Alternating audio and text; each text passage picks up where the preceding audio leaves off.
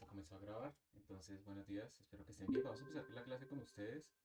Hay una pregunta que si sé si abran la sala de hoy, pues se supone, pero pues todo depende de que la persona encargada pueda estar ahí. Ustedes saben que él no solamente tiene que estar encargado de la sala, sino un montón de cosas adicionales de tecnología de todo el departamento. Entonces, si no está ahí, seguramente esperen un poquito, que ya va a estar. Imagino, pero yo no sé qué actividades tendrá hoy, si tendrá una reunión o algo así. Entonces, vamos a continuar con esto de los vectores, los arreglos. Recuerden que de pronto hagamos un recorderis de terminología. Eh, Vamos a ponerlo aquí como en este tablero virtual. Primero que todo, recuerden que cuando yo digo arreglos, me refiero básicamente a un bloque de memoria continuo, ¿sí?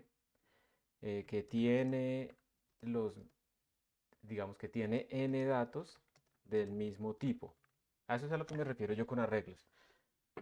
Ahora, nuestro lenguaje de programación C++ nos permite definir estos bloques de memoria contiguos, pues no continuos, sino contiguos. Nos permite definir estos bloques de memoria de tres maneras. Entonces tenemos los arreglos primitivos,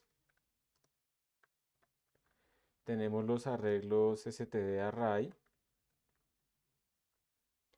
y tenemos los std_vector. ¿Listo? Tenemos estos tres. Los arreglos primitivos, por ejemplo, es lo que ustedes encontrarán normalmente si buscan en internet simplemente arreglos en C++, y entonces la gente les pone cosas así, double, data de 1000. Esto es un arreglo primitivo que estaría en el stack. Y ahorita vamos a repasar eso. Y o si no, pues entonces sería con punteros para hacer memoria dinámica con el operator new y no sé qué cosas. Los arrays, entonces el mismo tipo de datos yo lo declararía de esta manera, data array, vamos a guardar de tipo double y vamos a guardar 1000 y le ponemos data. Entonces son de tamaño constante y se encuentran en el stack, en esa parte de la memoria que se llama el stack. Y los vector, entonces si yo quisiera declarar un vector así, sería std vector. Le digo al vector que va a guardar tipos de datos double que se llama data y puedo acá de una vez decirle el tamaño o después puedo hacerle un resize. Entonces son de tamaño que puede cambiar, pero ojo, eso no quiere decir que lo tenga que estar cambiando porque eso es pero muy ineficiente en memoria. Si saben el tamaño, déjenlo así. Y se encuentran en el heap. Entonces, por si acaso, la memoria RAM se divide como en dos grandes partes, el stack y el heap. ¿Ustedes qué encontraron en el ejercicio que hicieron? Que el tamaño del stack, o sea, haciendo std_array, era igual, más grande o más pequeño que el heap. ¿Qué encontraron? Más pequeño. Era más pequeño, mucho más pequeño, un poquito pequeño. No, un montón. Pues a mí me salió como 300.000 y el otro, el vector, me salió en millones, varios millones. Perfecto. O sea que en general el stack, como siempre, no solo en programación, sino en la vida, las cosas tienen ventajas y desventajas. Algunas que tienen más ventajas que desventajas, otras que tienen más desventajas que ventajas. Y aquí pues vamos a mirar, depende de la aplicación. El stack en general es un poquito más rápido que el heap, pues porque realmente lo encontramos rápidamente como cerca al inicio de la memoria, pero es pequeño. ¿Ok? Entonces, si ustedes necesitan arreglos muy grandes porque están haciendo la simulación de un sistema que sea, no sé, van a discretizar un pedazo de un río y las celdas tienen que medir 1 milímetro, pues van a requerir millones y millones de celdas. Entonces probablemente no les va a servir para nada tener ese arreglo en el stack, sino que lo tienen que hacer en el heap. O si van a leer muchísimos datos para procesar, de nuevo, no les va a servir tener eso en el stack, sino en el heap. El heap también es rápido. Digamos que aquí es que yo no quiero que les quede que es lento. No, ambos son rápidos. Este es rápido, el otro es muy rápido, ya, pero no realmente no tiene más ventajas. Casi que quisiera quitarle eso. No, quitémoslo. Y el tamaño es mucho mayor, pero eso depende de la RAM. Si ustedes corrieran esa simulación, digamos que para todos les debió haber dado más o menos este mismo tamaño del stack, pero el tamaño del heap va a ser diferente porque depende de la cantidad de RAM que tengan. Entonces, si ustedes tienen un computador con 4 GB de RAM, pues van a tener un heap más pequeño que un computador con 32 GB de RAM, porque básicamente el heap es todo lo que me queda disponible. Entonces, esto fue lo que debieron haber encontrado. Definitivamente el stack era mucho más pequeño que el heap, y ya, eso es. Y de nuevo, pues digamos que la ventaja es que el std vector y el std array, ambos tienen arreglos primitivos por dentro. La ventaja es que con el vector ustedes pueden zafarse de eso de estar pidiendo memoria, liberando memoria y todas esas cosas. El vector tiene otras operaciones que vamos a ver con más detenimiento ahorita. Eh, por ejemplo, tiene las operaciones, yo le puedo decir data.resize para un nuevo tamaño, 500 por ejemplo, y él va a crear un nuevo arreglo primitivo, va a copiar los primeros 500 datos que teníamos de ese arreglo de 1000 antes y se van a perder los últimos 500, por ejemplo. ¿Listo? Tenemos un data.reserve, que esto es un detallito importante.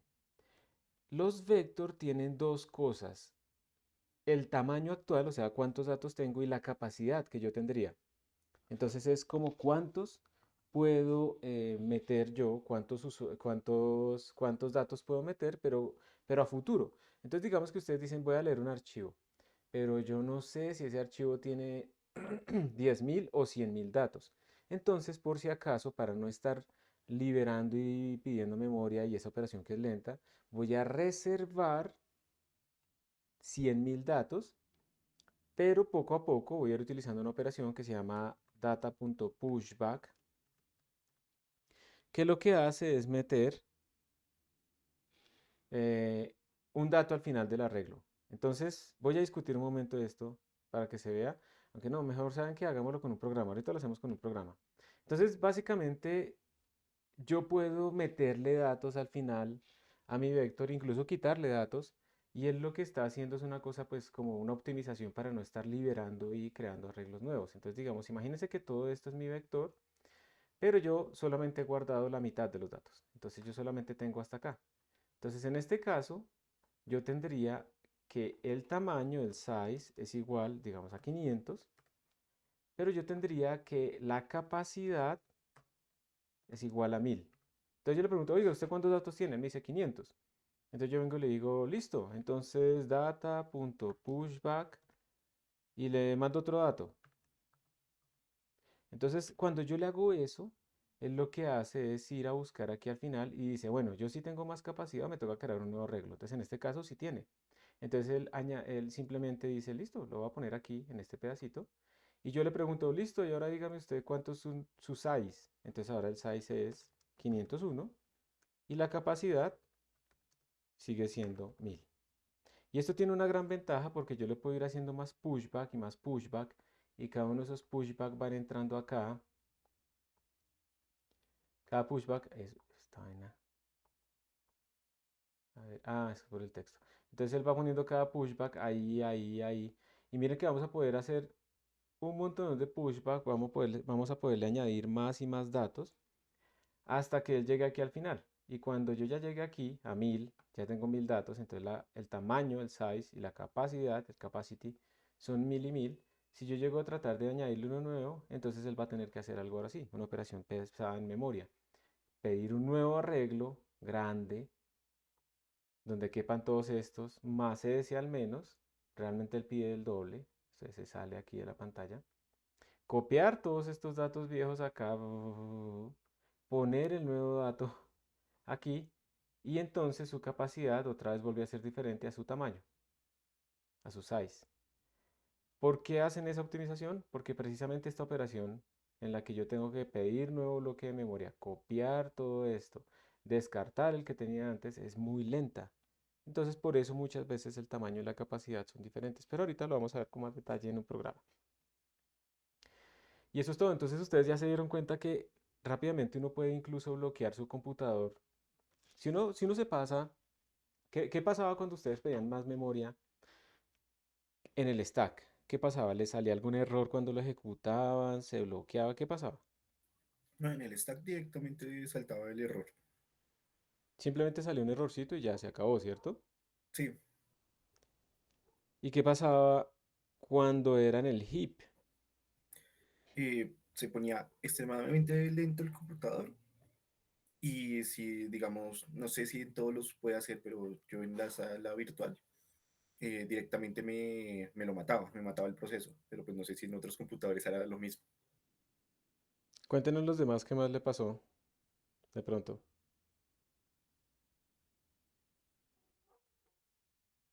A mí me pasaba que cuando ya superaba el número pues, de interacciones posibles, entonces pues ya no daba más datos.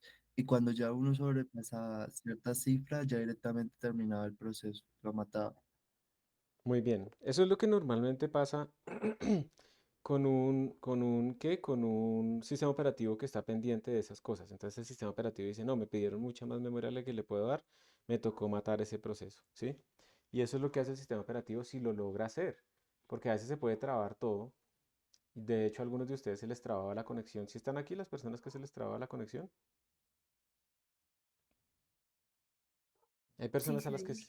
eso, se les caía, ¿qué les pasaba? ¿Se les pausaba y luego funcionaba o se les caía la conexión? Se nos caía la conexión, o sea, se bloqueaba y no podíamos hacer nada. ¿Y qué les tocaba hacer? ¿Esperar un rato para volver a entrar o Teníamos entraban a que otro cerrarla, computador? sí. Ujú. Y Cerrábamos la sesión ustedes, sí, dale, dale. y luego la volvíamos a abrir para que funcionara. ¿Les abría rápidamente o se demoraba un rato?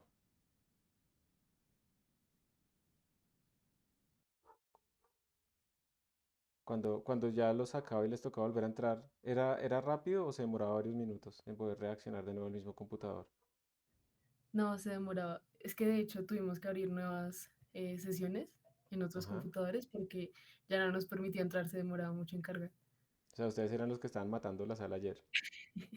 Sí, Eso. Pero lo que sucede es que también hay de pronto yo creo que en este caso particular, ahí entraba a jugar algo que era unos monitoreos que yo tengo ahí en la sala, que dicen que si en un momento dado en un computador se está utilizando más del 90% de la RAM durante más de ciertos minutos, probablemente ese computador tiene un fallo, que es cuando normalmente pasa eso y entonces se reinician para recuperarse y por eso les mataba completamente la conexión, algo así. Puede ser que hubiera pasado eso, o en otros casos simplemente se traba y hasta que no procese todas esas vainas, pues entonces no sigue. Entonces esto es como un ataque. Ustedes ahí están viendo que uno realmente puede como bloquear sus máquinas pidiendo más RAM, pero incluso si no se les bloquea, se les puede poner muy lento porque ustedes pues acaban la RAM y empieza el sistema operativo a emular la RAM en el disco duro, que yo les conté en la clase pasada que eso es muy lento comparativamente. Entonces, incluso si no les bota el error de que no hay memoria, incluso ahí se les va a poner supremamente lento. Adelante, alguien que quiere Una decir algo, creo. pregunta, ¿hay alguien en la sala de cómputo? Es que ahorita entré, o sea, intenté entrar, pero estaba cerrado, entonces no sé si de pronto ya abrieron. ¿Alguien físicamente te refieres? ¿Alguien allá, adentro? Sí, es que quiero saber si ya está abierta para ir. No, aún no lo han abierto. No, mira, parece que no. Voy a Vale, escribirle al gracias. ingeniero otra vez a ver si aparece, de pronto está por allá ocupado en algún rollo. Esta vaina de la tecnología, normalmente la gente piensa que no se hace nada hasta que hay problemas. Pero precisamente cuando no hay problemas es que se está haciendo algo, ¿no? Esperemos porque tengo trabado el WhatsApp, entonces todavía no le puedo escribir. Bueno, entonces ese ejercicio pues era para que se familiarizaran un poquito con lo que se puede hacer con el vector, cómo pedir como esa capacidad, tener idea de qué estamos haciendo. Y una cosa importante de pronto es que ustedes, digamos que yo les dije a ustedes, miren, pónganlo utilicen doubles y pónganlo pues en el tamaño que falla. Pero digamos que uno realmente la memoria la mide no en doubles, sino que uno la mide en megabytes o en gigabytes, ¿cierto? Ustedes no van ahí a comprar una memoria RAM y dicen, yo quiero que quiero comprar una RAM de 1 millón de doubles, ¿sí? Ustedes lo piden en megabytes o en gigabytes. Entonces, ¿cómo haríamos esa transformación? ¿Cómo se hace eso? Entonces nosotros tenemos un Pues double, hay dale, un código sí, para para verificar la cantidad de bits que uno puede utilizar, que es el SAINS-T. Muy bien. El size T les ayuda, bueno, del size of les ayuda a ustedes a saber Eso, perdón. cuánto ocupa. Muy bien, el operador size of les dice cuántos bytes, creo que le dice eso, cuánto ocupa. Entonces, por ejemplo, si ustedes hacen size of a un double, esto les va a decir que el double ocupa 8 bytes, perdón, que son 64 bits. Cada byte son 8 bits. Entonces tenemos 8 bytes. Y si digamos que ustedes les cupieron, no sé, 1 millón de doubles antes de que se muriera el stack, entonces ustedes tienen un tamaño de 8 por 10 a la 6 bytes, que eso serían 8 megabytes. ¿Sí? Mega, a ver, hay una diferencia. Mega es, pues, lo vamos a tomar aquí como el prefijo típico. Mega es 10 a la 6. Mega es 1 millón. ¿Sí? Y si les cabe más, entonces que le cupieron 9, o sea, 8.000 millones, entonces estamos hablando aquí de 8 gigabytes. Ustedes podrían de pronto pensar que 10 a la 9 es bastante, ¿cierto? Muchísimos números, o sea, son 1.000 millones de números, de números double, y sí, puede ser, pero eso para aplicaciones, digamos, tridimensionales, donde ustedes tienen que discretizar una matriz y necesitan una vaina que sea de 10.000 en la dimensión X por 10.000 en la dimensión Y por 10.000 en la dimensión Z, pues imagínense que esto, pues, ¿cuánto les está dando? Les está dando 10 a la 12. ¿Sí? Si son doubles, entonces sería 8 por 10 a la 12, que esto sería terabytes, ¿no? 8 terabytes de memoria RAM, que no la tenemos en ningún computador en este momento asequible, a menos que hagamos memoria distribuida en paralelo o algo así. Entonces rapidito uno acaba sus memorias, digamos, bajémosle a esto que sea 1000 por 1000 por 1000, eso es bastante pequeño. Eso entonces ahora se vuelve 10 a la 9, estamos hablando de 8 gigabytes. ¿Cuánto tienen sus computadores de memoria RAM? 12. 12. Pero por una expansión que le hice en fábrica no venía así. Eso. Entonces tienes 12, ¿listo? Pero pues tú no tienes 8 disponibles aunque uno lo crea, porque tú estás utilizando ahorita un navegador y demás, y el sistema operativo que ya está gastando. Pero digamos que este cabría ahí. ¿Quiénes más nos dicen ahí los datos de su memoria RAM? ¿Quién tiene 8? ¿Alguien tiene 8 por ahí? Ahí están levantando la mano, supongo.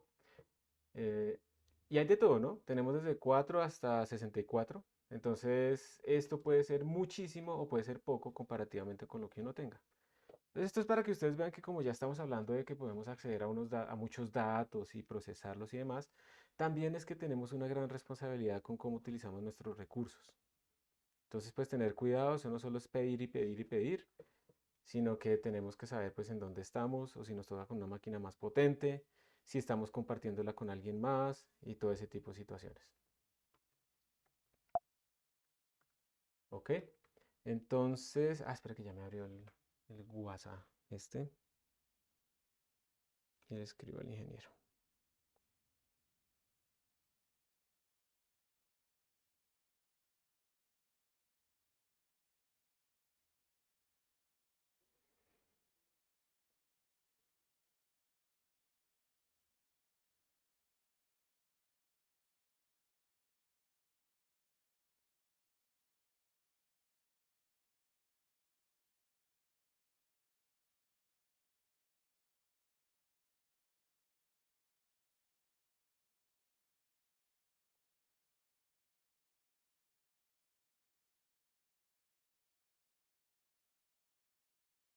Listo, ya le escribí, esperemos a ver si responde pronto.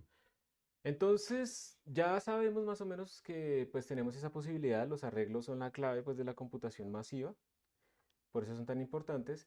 Y pues yo quiero que sepan que, como les decía la clase pasada inclusive, no son los únicos, no es la única alternativa que tenemos nosotros para guardar datos. En particular a nosotros nos interesan los arreglos precisamente porque son contiguos en memoria y por lo tanto van a ser rápidos, pero pues hay más situaciones en las que podemos utilizar otro tipo de estructuras. Este curso se nos sale de las manos tratar de meternos en todas las estructuras, pero hay muchas más. Están las listas, están los diccionarios, eso los vamos a utilizar un poquito. Las queries, los binary trees, hay un montonón. O sea, ustedes no se imaginan la cantidad que hay. Voy a abrir estos dos links y nosotros pues nos vamos a concentrar en el vector principalmente y en el val array. Eso es lo que vamos a hacer. Miren que si ustedes van a CPP Reference y buscan en la parte de containers, les van a salir todos estos containers. Está el array, que ya lo hemos visto, el vector, pero hay otros más, las listas hacia adelante, las listas linkeadas. Tenemos los conjuntos, esos son como conjuntos matemáticos donde podemos meter, es como una bolsa donde metemos números. Los mapas son como unos arreglos, pero donde la clave no son números enteros, sino que la clave son cualquier cosa que queramos. Pueden ser cadenas. Es como en un diccionario. En un diccionario ustedes van y buscan es por palabras, no por números, ¿cierto? Entonces, pues, ¿qué es el significado de la palabra tal? Entonces busco tal. Entonces la clave ya no es un entero, ya no es un índice, sino que la clave es una cadena. Entonces, por ejemplo, si se les pidiera hacer un histograma de las palabras más usadas en un texto dado, pues digamos que lo ideal, la estructura más apropiada sería un mapa. Porque yo lo que estoy haciendo es contar cuántas veces aparece cierta palabra en ese texto. Entonces, pues yo lo que quisiera es que la clave ya no sea un índice, sino que sea una palabra. También lo podría hacer con dos arreglos, ¿cierto? Un arreglo para las palabras, un arreglo para los contadores. Pero es como más natural hacerlo con un mapa. Pero estos mapas ya no están contiguos en memoria, utilizan otras cosas por dentro, pero son rápidos en ese aspecto de meter y sacar cosas en la mitad. ¿Sí? ¿Hay una pregunta? No. Listo. Profe, para decir que el ingeniero ya llegó. Ah, perfecto, muchas gracias. Eh, hay más, hay otros que no tienen ordenamientos, estos sí garantizan ordenamientos, y hay otros más. Entonces, esto es simplemente para que ustedes se den cuenta que hay muchos containers, ¿sí?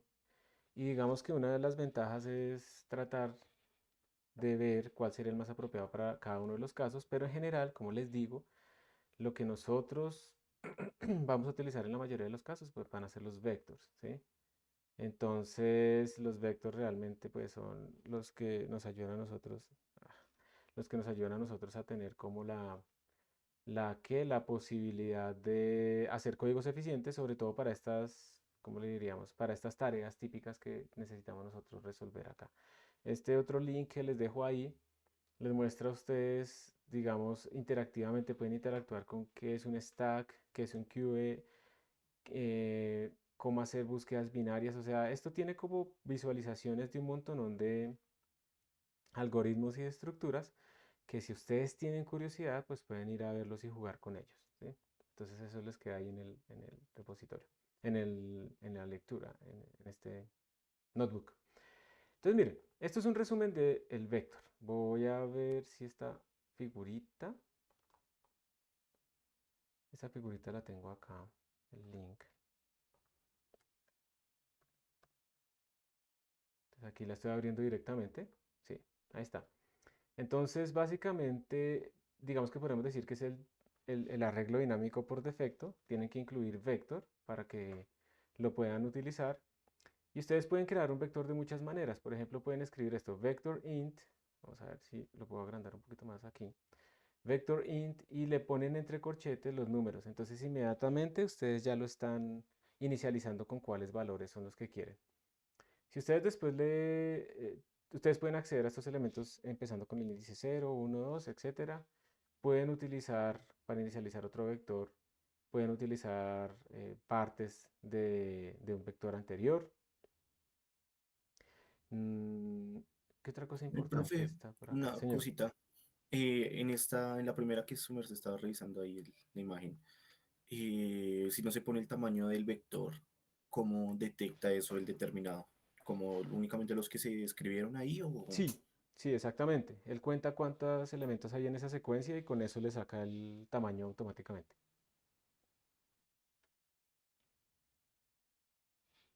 ¿Y cuando es, digamos, un vector dentro de otro vector? Sí, No, ahí. aquí digamos no estamos haciendo un vector dentro de otro vector, sino que le estamos diciendo vector 2, usted va a empezar ¿se acuerdan que la clase pasada yo utilicé una cosa que se llamaba v.begin? Sí, y b.end.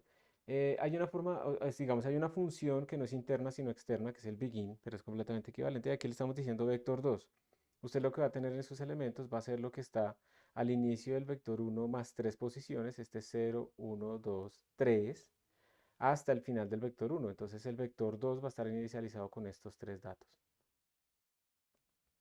Esto que tenemos acá ya no son iteradores, porque si ves que aquí le estamos poniendo como begin y end, entonces son cosas especiales. Pero acá son números. Esta es otra manera en la que si ustedes quieren, pueden pedirle 5 elementos, todos valiendo 3 en la creación. Entonces miren, aquí tenemos 5 elementos, todos valiendo 3.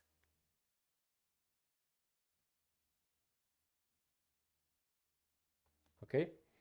Eh, a ver, déjenme, pues no me voy a meter en toda la interfaz porque esto es bastante. Esto es, por ejemplo, cómo acceder a los elementos dados.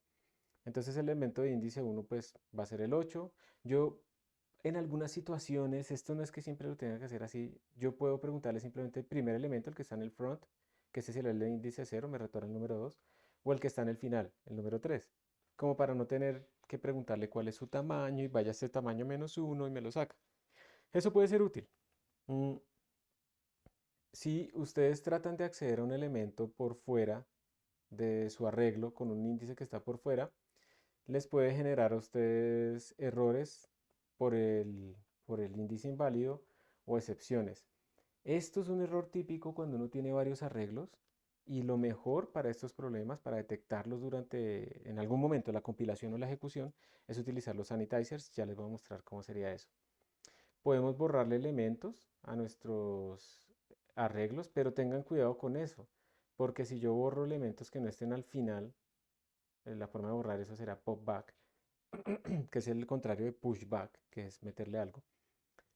Si yo lo borro por aquí intermedio, voy a tener un problema, o sea, porque de nuevo va a pasar eso de que él tiene que crear un nuevo arreglo o tiene que copiar todos los datos que están adelante hacia atrás y bueno, eso es lento, ¿sí? Eso es lento.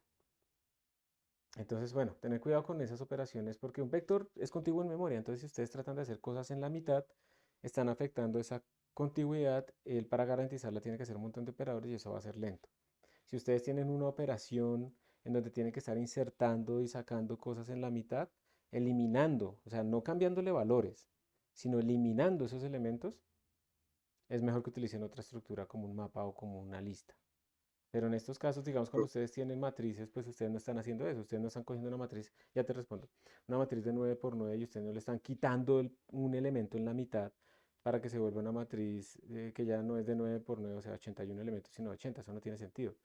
Ustedes la hacen, sigue siendo una matriz de 9 por 9 y le cambiaron el valor a 0 o a -1. O sea, una cosa es cambiar los datos, otra cosa es eliminar el elemento. Adelante. Es que estoy perdido en lo de construir, porque te dijiste, digamos, es un vector de tamaño 5 que todos sus valores van a ser 3. ¿Yo cómo puedo diferenciar eso de la denominación de los vectores normales? ¿A qué te refieres por denominación de los vectores normal? O sea, Ese vector, el vector B1, pues esa es tipo la diferencia que se ve, la única diferencia que yo veo es que uno tiene llaves y el otro tiene paréntesis. ok, perfecto, listo, Entonces, sí. Sí, mira, es sí, que cuando tú utilizas llaves, tú estás inicializando un elemento. Las llaves se utilizan para decir los valores de cualquier cosa. Entonces tú, por ejemplo, dices int x y le pones llaves 5. Esto quiere decir que acabas de declarar una variable de tipo entero llamada x que guarda el valor 5. Esto es lo mismo que haber escrito int x igual a 5, ¿listo? O sea, las llaves se utilizan para inicializar. Entonces, cuando tú estás acá, tú estás utilizando llaves, ¿cierto? En este caso. Eso quiere decir que estás inicializando el vector, le estás dando estos valores. Pero acá estás llamando con paréntesis, entonces cuando tú utilizas paréntesis, pues ya es una llamada a la función, a una función interna que se llama el constructor, que es el que va a construir el vector. Y en este caso él dice, bueno, me mandaron un entero, me mandaron un entero, entonces yo ya sé interpretarlo como tamaño y elemento para llenar. y entonces, ¿por qué en el vector B2 no todos los elementos son 4? Porque acá no está, el tipo de datos que tienes acá no son enteros. Cuando tú utilizas la función begin, la función end, el tipo de datos de esas cosas no son enteros, no son índices, digamos, pongámoslo así, sino que son unas cosas que se llaman iteradores. Entonces el constructor detecta que estos no son enteros, Por lo tanto, no es la misma llamada y él actúa acordemente a cómo se debería actuar con los iteradores. Es una misma función constructora, pero dependiente del tipo de datos que le llegue, actúa diferente. Es porque se Vale, utilizó muchas begin. gracias. Piensa lo que es como si se le hubiera dado la dirección de memoria más 3 y una dirección de memoria al final. Entonces él dice, listo, son direcciones de memoria, entonces yo voy a actuar diferente a cuando me mandan enteros. Vale, listo. Gracias por la pregunta. Bueno, vamos a... Aquí hay como más cositas, pero esto ya tocas utilizarlos. Que uno se pone a explicar cada una de estas vainas y lo que hace uno realmente es enredarlos porque es demasiada información. Entonces, bueno, los vectores son muy potentes, los vectores son una maravilla, es lo que vamos a utilizar nosotros. Y acá, pues vamos a empezar a jugar con estos vectores. Aquí hay un primer código de ejemplo. Ustedes ya pues utilizaron los vectores para jugar con esta vaina ¿de qué? Del tamaño. Pero entonces vamos a tratar de visualizar este código, pero tratémoslo de entender antes con nuestro compilador mental, ¿sí? Vamos a tratar de entenderlo nosotros. Entonces tenemos IOStream para imprimir, array, por si vamos a utilizar array, vector, pues si vamos a utilizar vector. Tenemos la función main que en este caso no recibe argumentos de la línea de comando. Aquí estamos creando un array de tamaño 10, eso no puede cambiar y va a guardar double. Aquí estamos accediendo a los elementos de índice 5, 0, 9 y le estamos dando unos valores. Y después estoy pidiendo que me imprima el elemento de tamaño de índice 5, o sea, el sexto elemento. Y con este for automático estoy recorriéndolo para imprimir. Esto es lo que hace este primer bloque. Antes de seguir, ¿hay alguna duda de pronto en lo que hace este bloque? ¿Alguna cosa que les parezca rara o que no entiendan o que no les haya funcionado?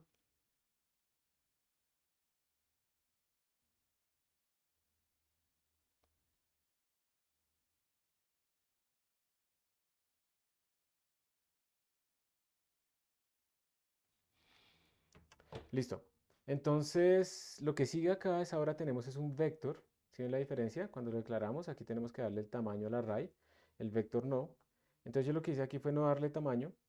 Luego lo que hicimos fue cambiarle, hacerle un resize para que tenga 4. Entonces va a guardar 4 elementos y su capacidad en ese momento pues también es 4. Ya vamos a ver la diferencia. De nuevo accedo a los elementos por índice, tanto para sobreescribirlos como para leerlos. Luego miren que este for automático está utilizando referencias y entonces aquí lo que estoy haciendo es cambiar el valor de mi vector y lo vamos imprimiendo.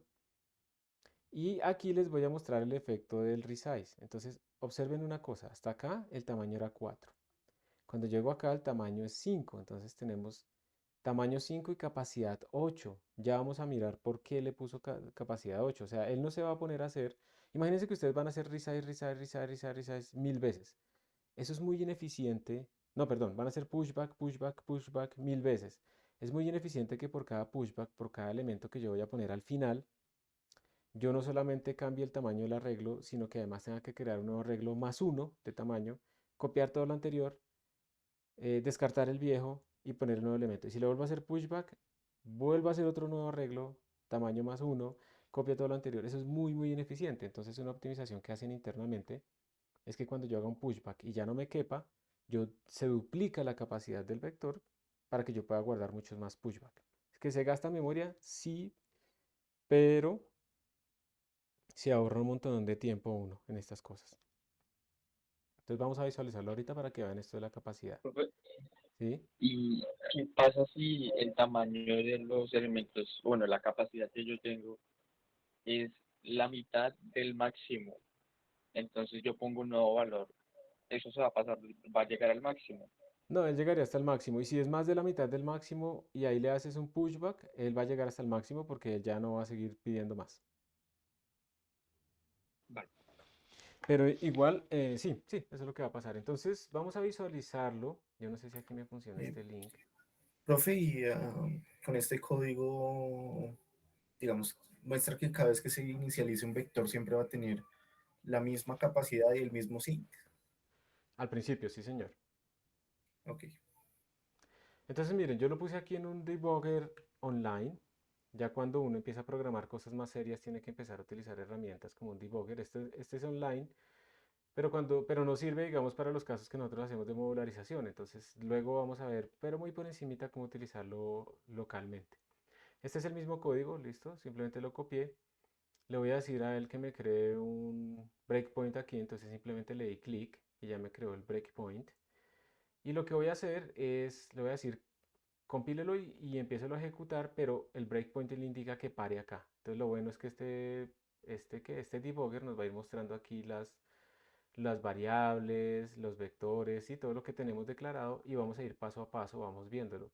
Un debugger es muy útil para que uno pueda como rastrear rápidamente los errores, que ustedes van a empezar a tener errores cada vez más grandes cuando están empezando a trabajar en programas más complejos. Entonces yo aquí le puedo especificar el lenguaje, no me lo deja porque esto ya está seteado. Le voy a decir run, entonces él está compilándolo y así no era. Me toca decirle que quiero es hacer debugging, pero este man no me está dejando hacer debugging, entonces más bien voy a hacer otra cosa. Voy a volver acá, voy a abrir OnlineGDB directamente y le voy a copiar y pegar el código. Entonces selecciono toda esta vaina, pego mi código. Miren que ahora sí me salieron muchas más opciones. Voy a seleccionar el lenguaje, aquí lo pueden hacer para muchos lenguajes. Entonces voy a ponerlo en C++17, que es lo mínimo que estamos usando nosotros, porque estamos en un curso moderno con estudiantes modernos. Entonces, yo no sé cómo es que le dicen a ustedes, generación Z o millennials. ¿Ustedes qué son? Supuestamente, según esas vainas. No son, más bien, esa clasificación, ¿cómo les aplica? O ni idea.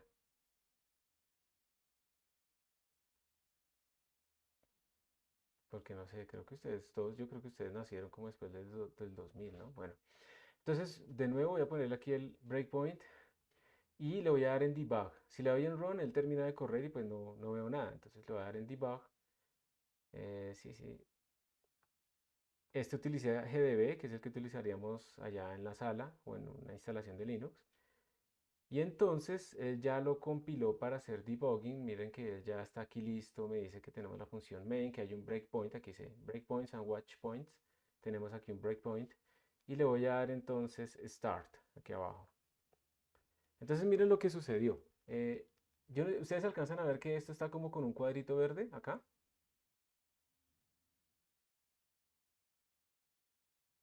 Sí, está como seleccionada. Está como seleccionado, listo. Eso quiere decir que en este momento la ejecución de mi código paró acá. Esta es la siguiente, o sea, él ya ejecutó esta línea 7 y está en la línea 8 esperando, pero no la ha ejecutado. ¿Por qué paró ahí? Pues porque yo le había puesto ahí un breakpoint. Entonces aquí abajo me salió breakpoint 1. Me dicen qué función y en qué línea estoy y me dice la línea que tiene. Entonces miren que él ya ejecutó esta parte. Observen lo que apareció aquí en variables locales. Apareció que tenemos un arreglo data 1 que tiene estos 10 elementos inicializados en 0 en este caso. Y tenemos un data 2 que sería este otro vector que en este momento pues tiene longitud 0 y capacidad 0, que es el que está aquí abajo. Esas son como las variables locales que él en este momento está viendo. No hay double, no hay main, no hay nada. No hay x, no hay enteros, no hay nada. Solamente están esos dos arreglos. Yo le voy a dar aquí step over para que el siguiente paso, si le doy continue, él sigue hasta el final. Entonces le voy a dar step over. Step into lo que quiere decir es que si estoy en la llamada a una función, me entro a esa función. Eso es lo que quiere decir. Entonces le voy a dar step over. Miren que ya se pasó el verde a la siguiente línea y se ejecutó la línea 8. Miren que la línea 8 era decirle en la posición de índice 5, o sea, el sexto elemento, quiero que guarde el número 9.87. Pero miren lo que salió acá. Este número 9.87, ¿por qué no guardo 9.87? ¿Qué creen ustedes? Que no tiene representación computacional. Exactamente, este número así exactamente no se puede representar exactamente en el computador, entonces es lo que hizo, puede representarlo el más cercano, pues que está bastante cercano, ¿no? Está bastante cercano. Listo, ahora se va a ejecutar esta, o sea que va a tratar de escribir este primer elemento. Ahí va, miren, step over. Ya la ejecutó. Menos 7.8765, ahí está, con un pequeñito error hacia el final, pues por allá en la última cifra decimal de representación numérica. Y ahora el de índice 9, entonces le doy step over Y ahí está el de índice 9, que es el último, ¿no? Porque como este mantiene un tamaño 10, pues el de índice 9 es el último. Aquí lo que va a hacer es imprimir este valor, entonces le doy step over, ahí está, ya lo imprimió, mírenlo, aquí salió, 9.87. Y ahora vamos a entrar al foro automático. Este foro automático es una cosa rara, miren que aquí aparecieron unas cosas diferentes, ¿sí? Este foro automático es una función lambda realmente que está haciendo un for ahí internamente primitivo. Eso no nos interesa, entonces yo lo que voy a hacer es decirle que next, next, next. Miren que por ejemplo en el foro automático él está sacando, mire, estos son los elementos que voy a recorrer, esta es la dirección de memoria que yo voy a empezar, esta es donde voy a terminar. O sea, él lo que hizo fue a buscar las direcciones de memoria del primero y último elemento de estos automáticamente y sabe que ahí es donde se va a mover. Todo eso es para nosotros, digamos ¿qué?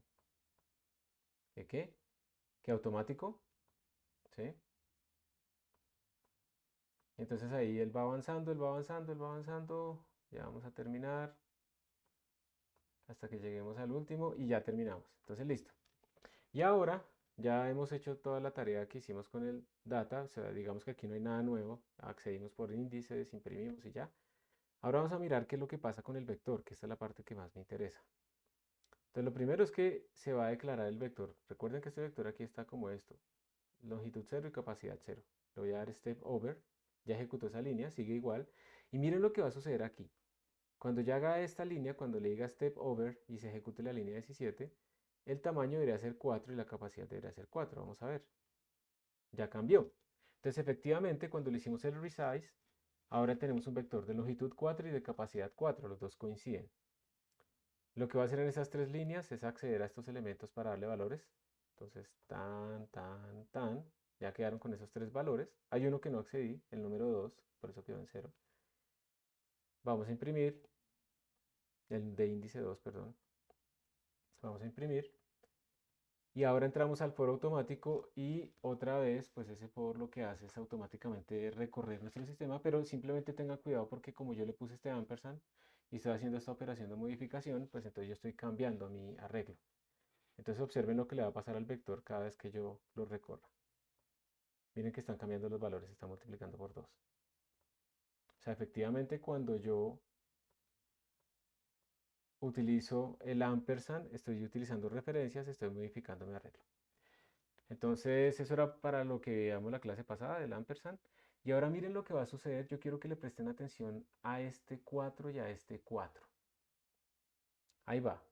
Yo le voy a hacer un resize 5. Miren lo que va a pasar. Tenemos 4 y 4. 4 en longitud, 4 en capacidad. Le hago esto. Entonces observen que él dijo, listo. Cuando me están diciendo que haga un resize 5 es para guardar como 5 datos. Entonces va a quedar un vector de longitud 5. Eso quiere decir que puedo guardar 5 datos. Pero él internamente lo que está haciendo es tener una capacidad de 8 datos. ¿Por qué? Porque se está buscando evitar estar haciendo todo el tiempo cambios y cambios y cambios de tamaño. Por ejemplo, una pregunta antes de seguir a esta línea. Si yo aquí le hiciera resize 6, ¿qué cambiaría? ¿La longitud? ¿La capacidad? ¿Los dos? ¿Ninguno? Si le hago en este momento, antes de seguir, le hago resize 6.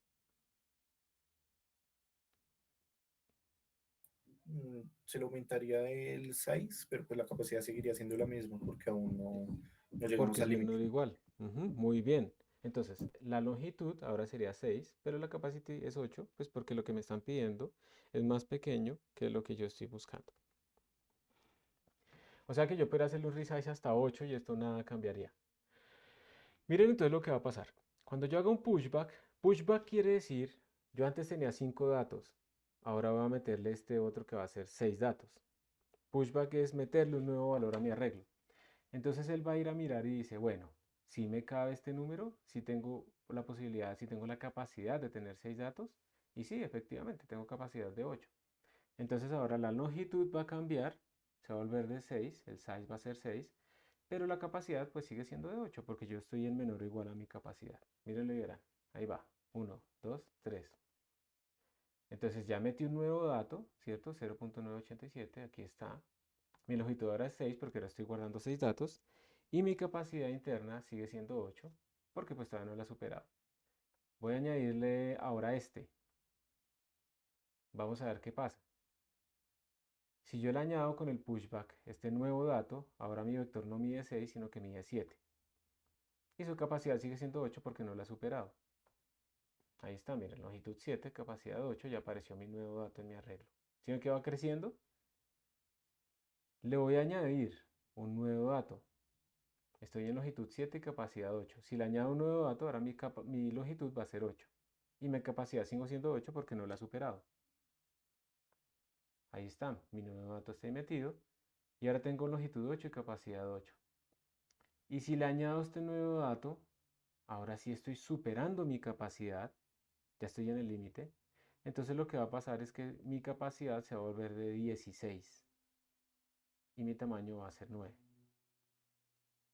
Voy a hacerlo para que lo vean.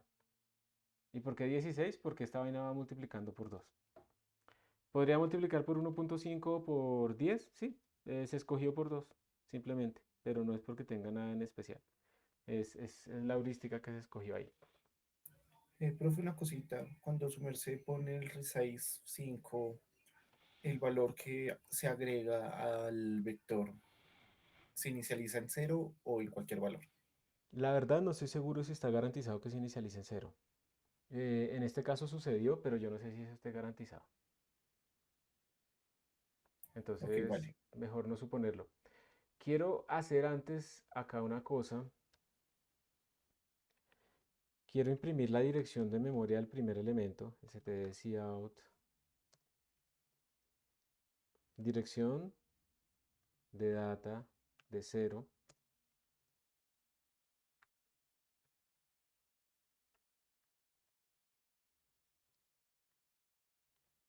Y acá voy a volverlo a hacer. Voy a quitar este breakpoint aquí y lo voy a poner aquí abajo porque quiero que llegue directamente hasta este punto. Le voy a decir que haga el debugging. Y me está botando un error porque obviamente no se llama data, sino se llama data2. ¿Listo? Y le voy a dar Start en el debugging. Entonces, ¡prum! Ya llegó ahí. ¿Por qué quiero mostrarles eso? Miren, esta línea se va a ejecutar, entonces yo le doy Step Over, listo, ya lo guardó. En este momento tenemos longitud 8 y capacidad 8. Voy a imprimir la dirección de memoria, en este momento del primer elemento. Esta es la dirección de memoria, espérense, le voy a tomar una foto para que no se nos vaya a perder. Le voy a poner aquí. Queda ahí guardadita. Es un número hexadecimal. Y ahora vamos a hacer este pushback que le cambia la longitud y la capacidad. ¿Listo? Entonces ya cambió la longitud y ya cambió la capacidad. Ahí están los mismos datos que tenía antes, más el dato nuevo que le quise poner. ¿Cierto? Ahí está. Vamos a volver a imprimir la dirección de memoria del primer elemento. O sea, yo no hice nada sino imprimir la dirección de memoria del primer elemento. Le doy continue. Miren lo que pasó.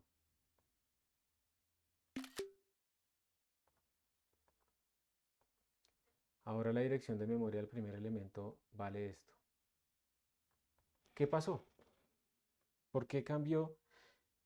Si son los mismos datos, ¿por qué cambió entre esta línea a esta línea la dirección de memoria?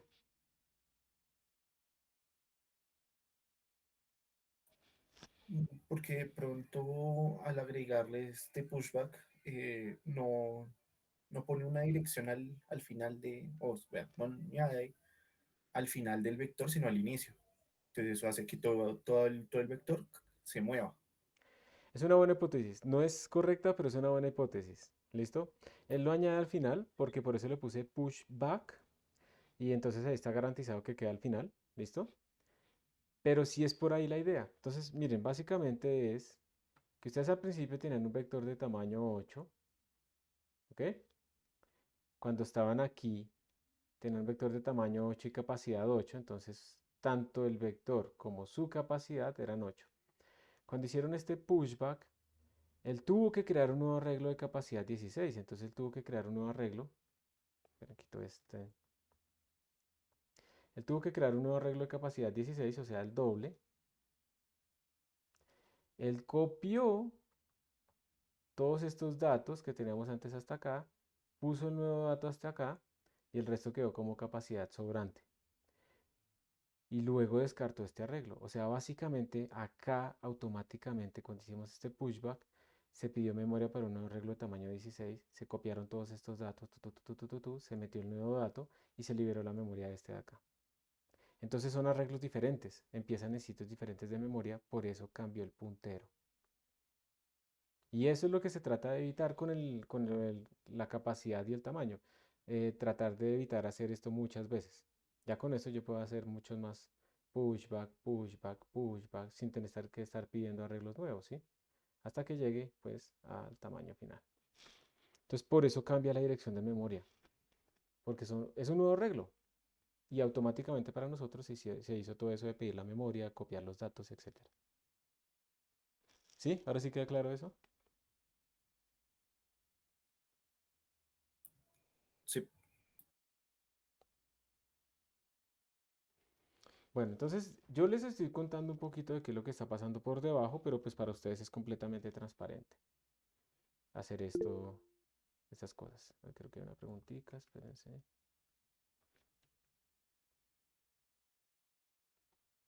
Ah, no sé. ¿Alguien quería preguntar algo? Pueden interrumpirme, no se preocupen. Sí, profe.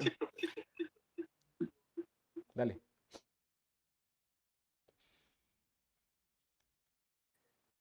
Ya, ahora sí. Es que esa parte donde dice LC out, en la parte donde dice igual, no, perdón, donde dice idata, ¿qué significa? O sea, ¿o ¿para qué se le pone ese símbolo? Sí, ese símbolo. Si yo no pongo este símbolo acá, yo le pongo stop. Si yo no pongo este símbolo, estoy preguntándole cuál es el valor que hay ahí guardado. Si yo le pongo este símbolo, estoy pidiéndole la dirección de memoria de esa cajita. Todas las variables en C++, en todos los lenguajes de programación, todas las variables están guardadas en la dirección, en la RAM. Digamos que esta es tu variable y tú tienes ahí metido el valor 20. ¿Listo? Entonces, pues tú tienes que tener una forma de llegar a esa cajita, esa es la dirección de memoria, y otra forma es la de extraer el valor que está ahí. Si tú quitas el ampersand, estás extrayendo el valor 20. Si tú dejas el ampersand, estás extrayendo la dirección de memoria de la cajita.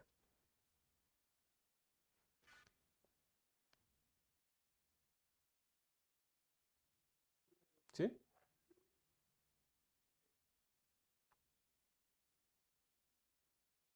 ¿Me confirmas si sí o no?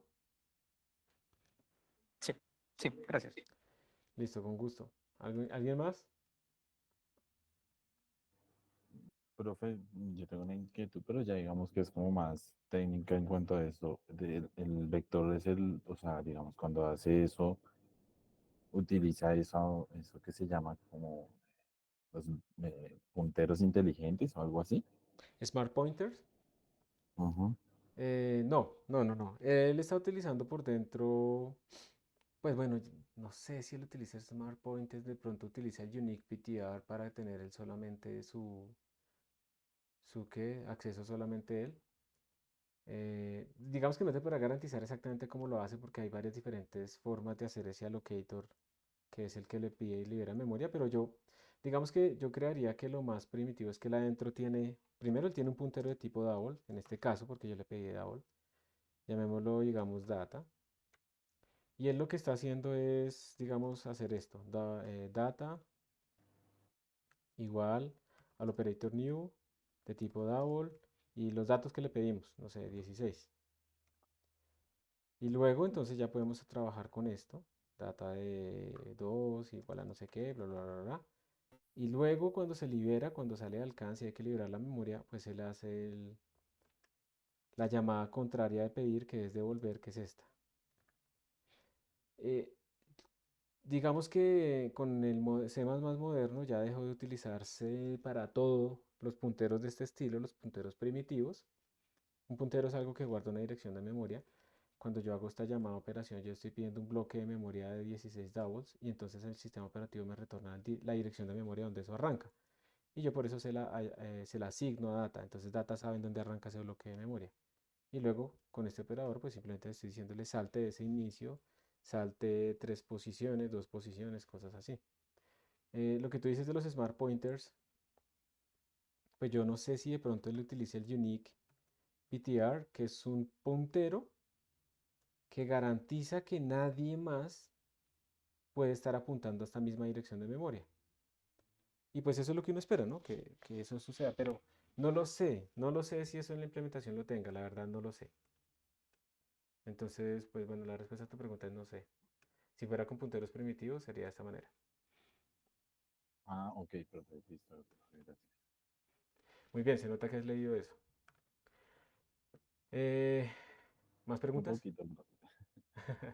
Y, profe, ¿podrías volver a escribir el código para cómo separar la capacidad del vector? ¿Cómo separarla? ¿Cómo Es así que, separarla?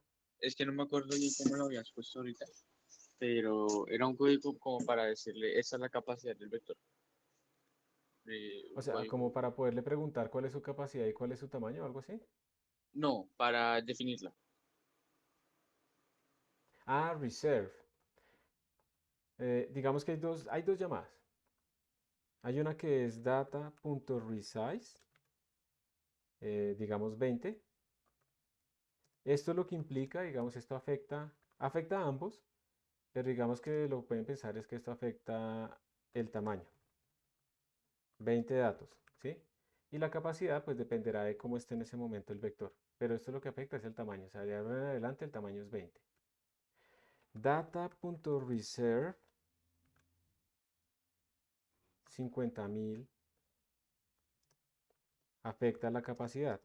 O sea, no necesariamente quiere decir que tengamos ahora 50.000 datos, sino que podríamos meter 50.000 datos utilizando pushback, sin que él tenga que crear nuevos arreglos. Entonces estas dos funciones pues como que afectan dos partes diferentes del vector. Gracias. ¿Listo?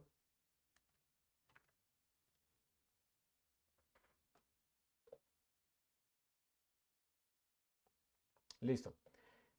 Volvamos aquí. Entonces este era este código para mostrarles. Y aquí entonces está, digamos, un ejercicio chiquitito de un array, ¿sí ven? Array, std_array, donde le preguntamos cuál es su tamaño, le preguntamos cuál es el tamaño máximo y miramos la dirección de memoria de dos elementos para ver una cosa interesante. Y hay un par de fors que hacen cosas sobre este arreglo. Por ejemplo, este va por índices y lo que está haciendo es que lo está inicializando. Cada elemento de mi arreglo va a valer 2 veces por i. Aquí lo estamos imprimiendo utilizando un for automático y aquí estamos calculando el promedio. ¿Ok? Entonces, miren, voy a copiar este código otra vez.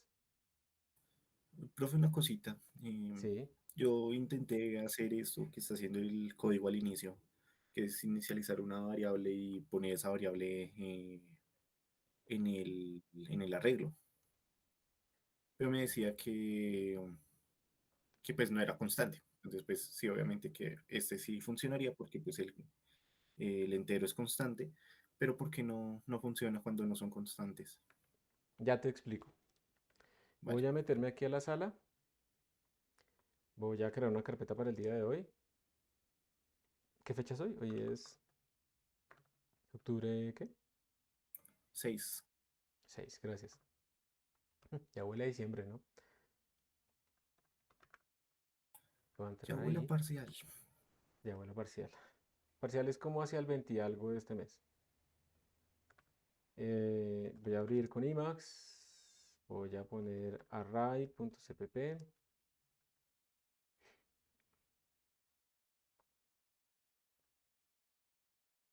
Ponerlo así bien grande para que ustedes lo vean bien. Ustedes son darks, entonces quieren que cambie el theme. Listo. Vamos a agrandar la fuente. Y lo voy a pegar. Vamos a ver si funciona. Uy, qué buena, sí funcionó. Listo, ya lo copié y lo pegué. Este es este mismo código. Entonces, la cuestión es la siguiente, Diego, que si tú no le pones el const, esto es una variable que yo puedo cambiar en cualquier momento. Es una variable, digamos, que puede cambiar de valor.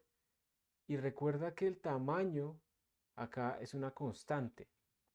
Entonces, o le pongo 10, que eso es una constante que yo no puedo cambiar el número 10, o le pongo n, pero n tiene que ser una constante, porque es una restricción de lo que pide el arreglo. El arreglo obligatoriamente, el std array, necesita que esto que tenga yo acá es una constante, no es algo que yo pueda leer de un archivo, no es algo que yo pueda leer en tiempo de ejecución de la línea de comandos, no. Tiene que ser algo que está especificado desde la compilación.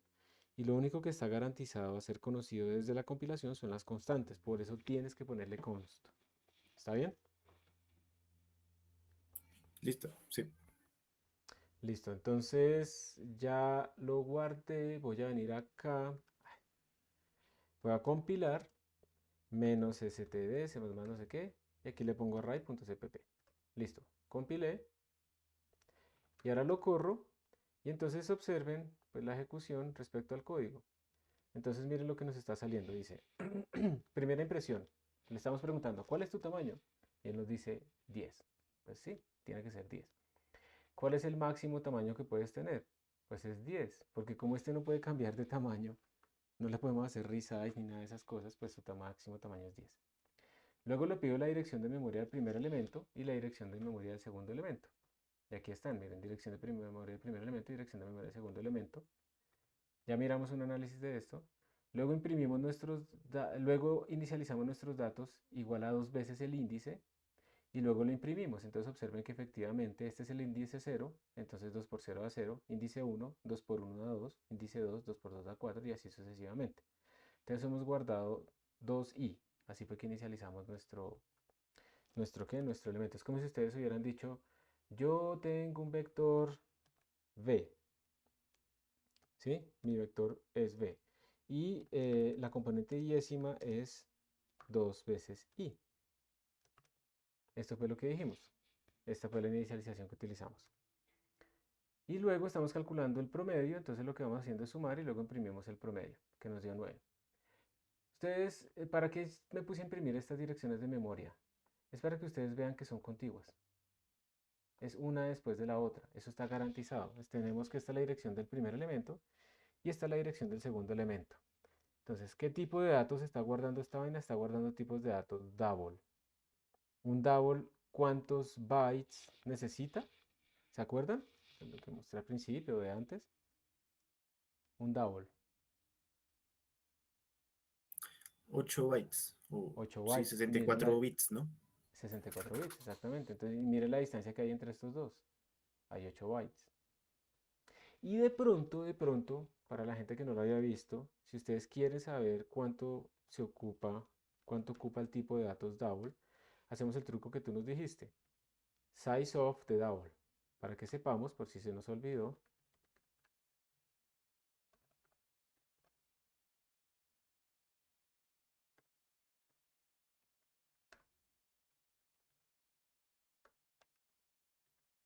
lo escribimos así. Vengo acá, compilo, corro. Y miren que aquí me está diciendo que el size of the doubles es 8 bytes. Las unidades que esto nos bota es en bytes. Entonces efectivamente aquí hay una distancia de 8. Ah, pero miren que aquí cambió. Miren que antes nos estaba dando no sé qué, no sé qué, no sé qué, 90, 98 y ahora dio no sé qué, no sé qué, no sé qué, 38, 60, 38, 68. ¿Por qué creen que cambió? Porque no fue la misma.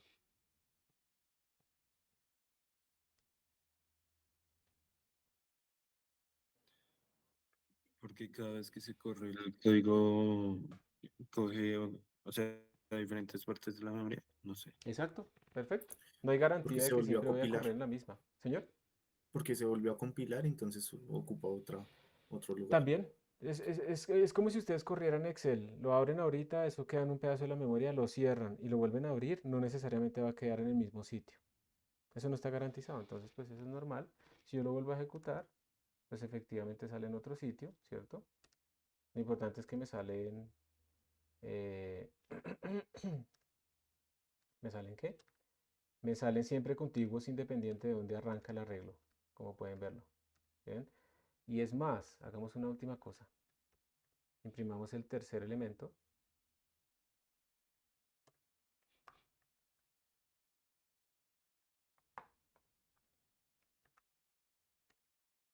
Compi, lo corro. Ah, miren que cometí un error. Ayúdenme a arreglarlo. No, solamente le cambió el nombre al mensaje, no a la función. Claro, yo aquí los vi iguales, ¿no? Entonces tengo que ponerle aquí el 2.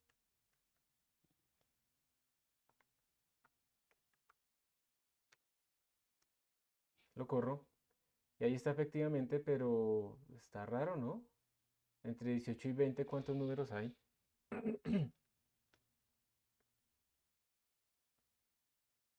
¿Qué pasó ahí? A ver, piénsenlo.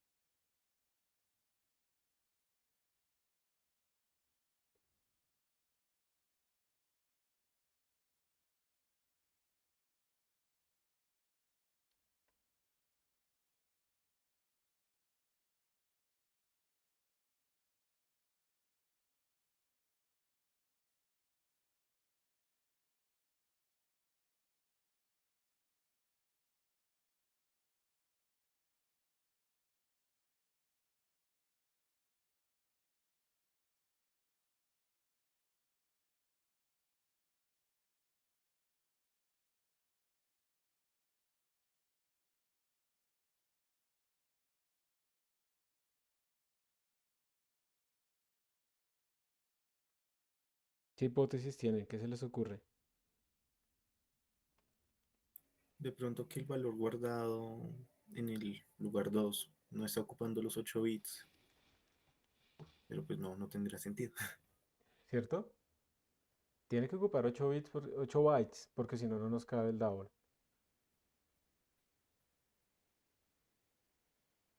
¿Qué será? Ayúdenme, ayúdenme. Es como cuando el profesor no sabe y entonces dice, bueno, ¿ustedes qué creen?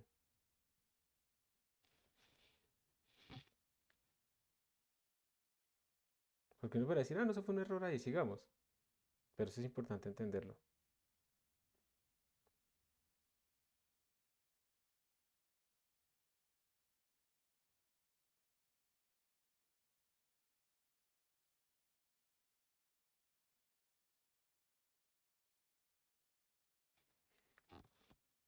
Lo que pasa, chicos, es que esto no está en base 10.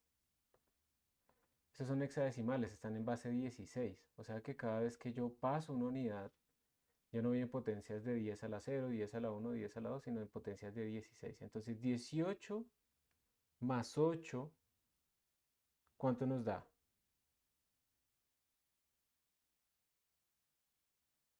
En decimal. 26. Nos da 26. ¿Listo? Eso nos da 26. Y acá, entonces, mejor dicho, cuando ustedes pasaron aquí en dos unidades, cuando se incrementó una de estas, se incrementó 16 veces, ¿cierto? Cuando se pasa de estas serían como las unidades, estas son como las decenas, pero aquí son potencias de 16. Entonces, cuando pasé de 1 a 2, ¿cuántos subieron? 16. 16. Entonces, ahora piensen realmente cuánto es la distancia entre estos dos números. ¿Cómo representarían el número 26 en hexadecimal?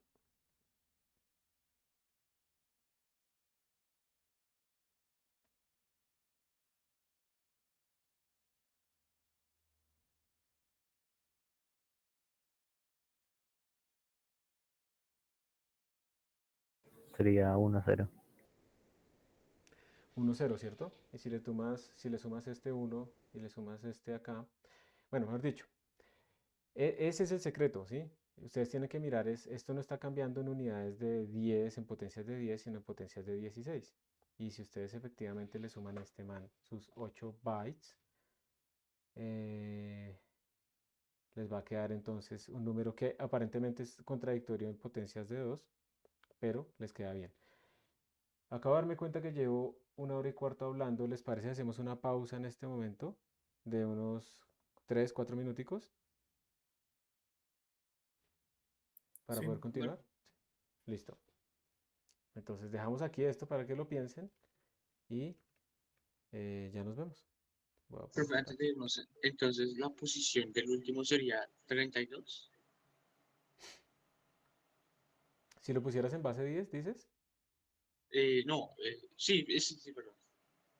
Sí, ya ahorita que volvamos lo analizamos, no te preocupes. Ok. Voy a pausar la otra grabación, la que queda en YouTube, y ya nos vemos.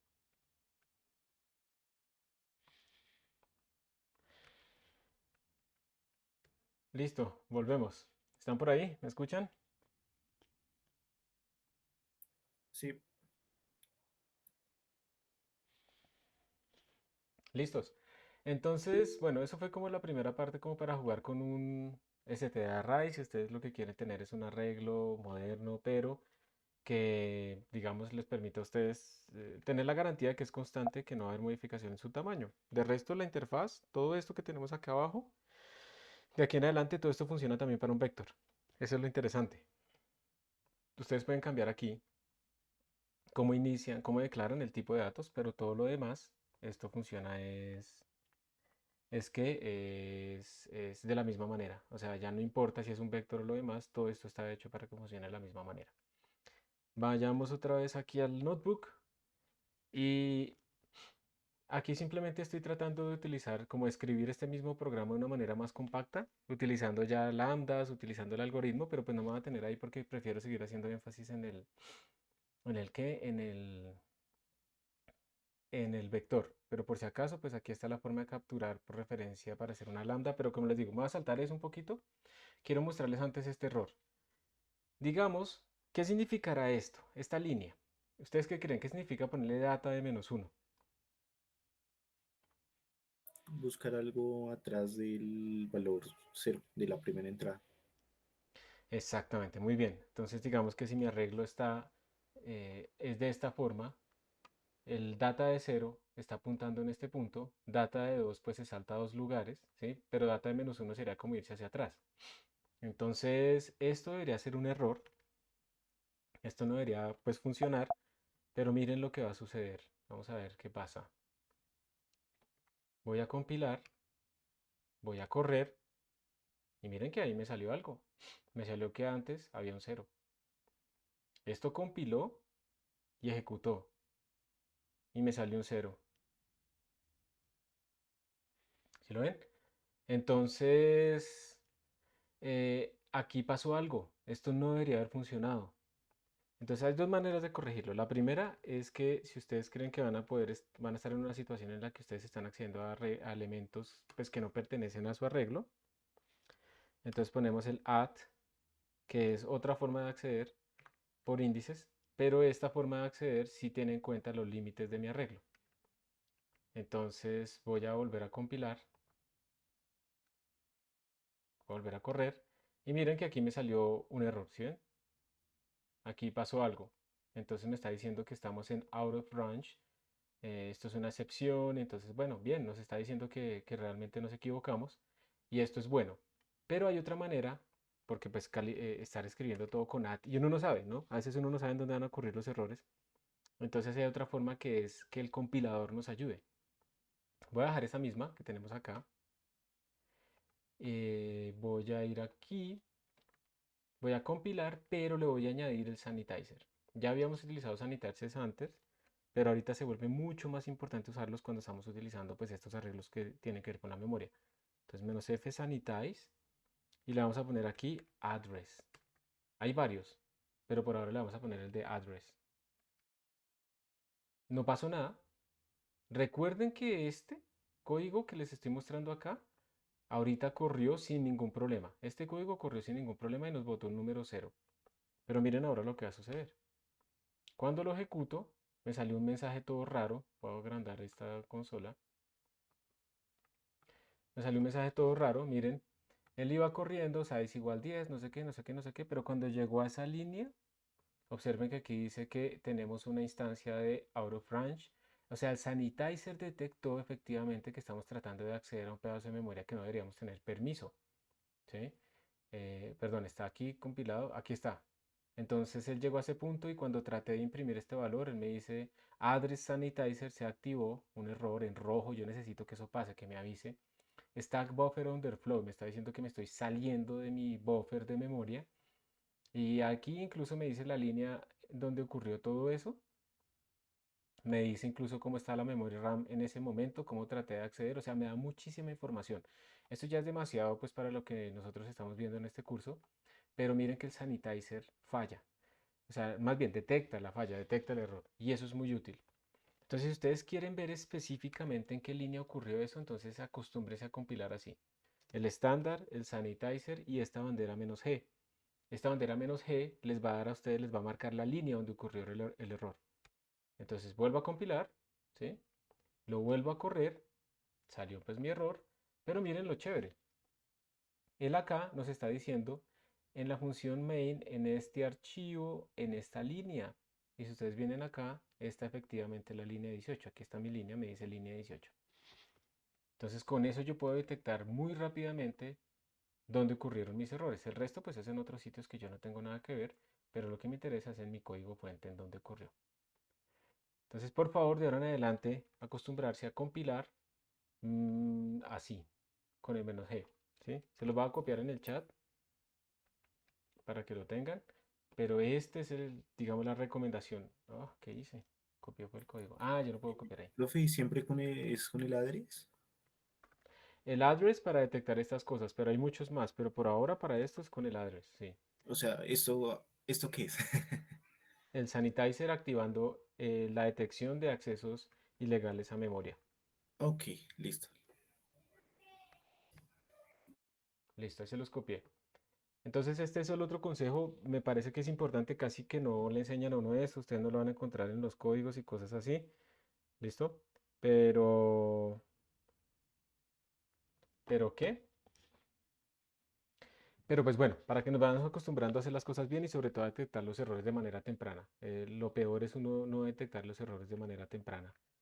Y eso pues le genera a uno problemas, ¿no? Le genera a uno problemas de que cuando ya descubre que por qué no le da algo, pues todos los resultados anteriores quedan invalidados.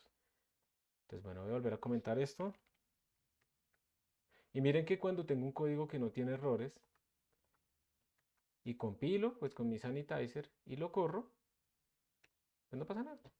Todo normal, o sea, el sanitizer es una berraquera. Y eso no tiene impacto en desempeño, no les va a hacer el código más lento, nada de eso. Entonces el sanitizer del compilador es un nuevo mejor amigo. Y es probable que algunos de ustedes que persistan con seguir trabajando en Windows y no sé qué, tendrán que mirar si tienen activado o no el sanitizer, si les va a funcionar o no. Porque pues no en todas las plataformas está instalado, pues por eso lo tenemos ahí configurado en la sala. Y también en Binder está configurado para que les funcione así. Yo no sé si en Colab les funciona, habría que revisar. Bueno, listo. Entonces aquí hay algunos ejercicios. Esto es muy parecido a lo que hemos visto del tamaño. Y aquí pues está entonces por fin nuestro vector. Está el vector haciendo el mismo trabajo de antes. Estamos viendo lo de la capacidad, ¿sí? Esto digamos, aquí no hay nada nuevo, salvo utilizar las funciones lambda. Pero entonces yo sugiero que tratemos de hacer un problema de estos más bien como aplicación para que juguemos un poquito. Entonces, mírenlo ustedes. Digamos del 3 en adelante, ¿cuál problema quisieran que yo hiciera? No los voy a poner a hacerlo ustedes, sino yo lo hago. Profe, yo digo que hagamos el 8. O sí, el 8. El 8, listo. Este de Ok. hecho alguna vez lo saqué en un examen. ¿Quién más? ¿Están de Yo diría acuerdo? también el 5, pero pues no estoy seguro, porque también el 8 se ve interesante. El 8 y si se alcanza el 5, ¿sí? Sí, me parece bien, profe. Listo. Entonces empecemos por el 8, que lo que dice es vamos a calcular la norma P. Esta es la norma P, la norma P. Ustedes están acostumbrados a la norma cuadrática, ¿cierto? La norma 2, P igual a 2, que es la norma euclidiana. Pero la norma, digamos, hay diferentes normas, diferentes longitudes de un vector. Porque es que la norma no se define por una fórmula, sino por unas propiedades, ¿sí? Entonces uno dice, no, es que cualquier operación que se llame norma debe cumplir, por ejemplo, que es positiva, que si la calculo entre dos números debe cumplir una desigualdad, creo que era la desigualdad de Schwarzschild, algo así. Y eso permite definir espacios que sean normados, por ejemplo, pero que no tienen que tener la misma norma. Y esto ustedes lo van a ver si en algún momento trabajan en Data Science o en Machine Learning. Hay diferentes normas para medir distancias de las cosas. Por ejemplo, incluso hay espacios que son lo contrario, hay espacios que son ordenados pero no son normados, o sea, yo no le puedo poner distancia. Eso alguna vez que entré para una clase de economía matemática, estaban hablando de esos espacios y esos espacios se utilizan mucho para definir, por ejemplo, las preferencias de los usuarios. Yo puedo tener una preferencia mayor sobre un producto que sobre otro producto, pero pues definir esa distancia como que no, pero sí tengo un orden, tengo un menor, un mayor igual, pero no tengo distancia. Entonces también uno puede tener espacios que sean ordenados pero no normados, pero cuando están normados, pues uno los tiene ordenados y los hace por el ordenamiento, por la norma. Entonces, toda esta carreta va, es que hay muchos tipos diferentes de norma. Esa P puede valer desde cero, está la norma cero hasta infinito. Uno se puede demostrar, por ejemplo, creo que la norma P que tiende a infinito es la sumar los valores absolutos y cosas así. Y entonces, pues la idea es aquí calcular esta norma. Entonces vamos a crear un programa que tenga una función que calcule esta norma de un vector arbitrario, pues va a recibir un std vector. Pero pues ese programa para poderlo probar tenemos que también como que crear algo que cree los datos y pues que le pida la norma para que podamos probarlo. Entonces vamos a empezar. Yo voy a hacer unas utilidades de vectores. Como siempre voy a crear como tres archivitos. Entonces voy a empezar con uno que sea vector utils. No mentiras, vamos a hacer este como norma. Norm p.cpp. Vamos a empezar completamente desde cero. Vamos a ver si alcanzo. Voy a partir esto en dos. No mentiras, en tres. Listo. Aquí voy a abrir el encabezado. Entonces lo voy a llamar vector utils.h. Y aquí voy a poner vector utils.cpp. Y aquí pues va a estar la función main. Entonces empecemos con este. Le voy a poner pragma once. Vamos a poner el include vector. Pues en general vamos a utilizar vectores. Y voy a poner primero que todo la interfaz de la función que me calcularía esa norma. Entonces eso me va a retornar un número. Estas normas retornan un número, un escalar. Entonces sería double. Retorna un número. Lo voy a llamar pnorm. Pnorm. Y entonces me debería recibir el vector de datos y me debería recibir el p. ¿Cierto? Entonces vamos a ponerlo así. std vector. Vamos a hacer que funcione solamente para vectores que guardan doubles por ahora. Le voy a poner data. Y le voy a poner imp. Vamos a dejarlo por así, esto tiene un problema, pero por ahora lo voy a dejar así. Y lo voy a implementar aquí abajo.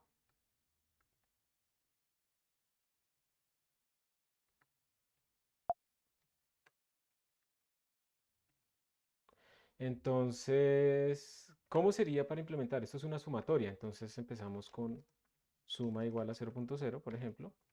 Y luego lo que tendríamos que hacer es esta sumatoria. Entonces haríamos, miren que yo no necesito acceder como a los índices realmente, sino tengo que sumar son los elementos de mi vector.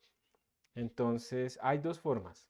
Ustedes podrán utilizar el accumulate, pero se los dejo ahí para que lo busquen en la librería estándar de algoritmos. Yo lo voy a hacer a mano. Voy a utilizar un for automático. Entonces voy a decirle for auto val en mis datos. Yo lo que quiero es que esta vaina simplemente me sume, suma más igual.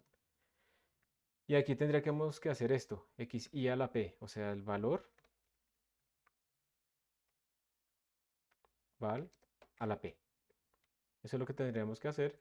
Y luego de tener esa suma, tendríamos que retornar esa suma total, pero a la 1 sobre p. Entonces, return std pow de suma, 1.0 sobre p.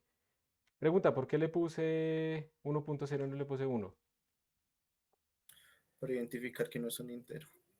Eso no es un entero. Si digamos me manda la norma 2 y yo le pongo esto así, tendría 1 entero sobre 2 enteros, se me da 0.5, pero como es un entero se me trunca y estaríamos siempre trabajando con ceros. Entonces 1.0 sobre p. Esta sería mi cosa, pero aquí hay un problema. ¿A alguien se le ocurre cuál es el problema de esta fórmula escrita de esta manera, con esos argumentos así?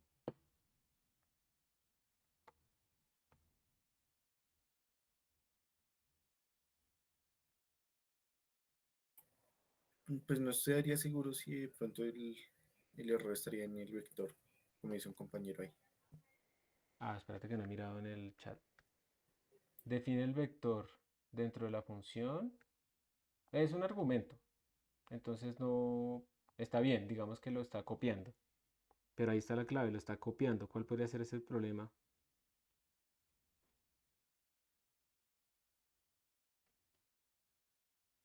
Que estaríamos utilizando el doble de memoria necesaria, entonces deberíamos utilizarla por referencia. Muy bien, ese es el problema. O sea, cuando ustedes copian un double, pues no pasa mucho. Un entero no pasa mucho. Espera un momentico, aquí escribo una cosa.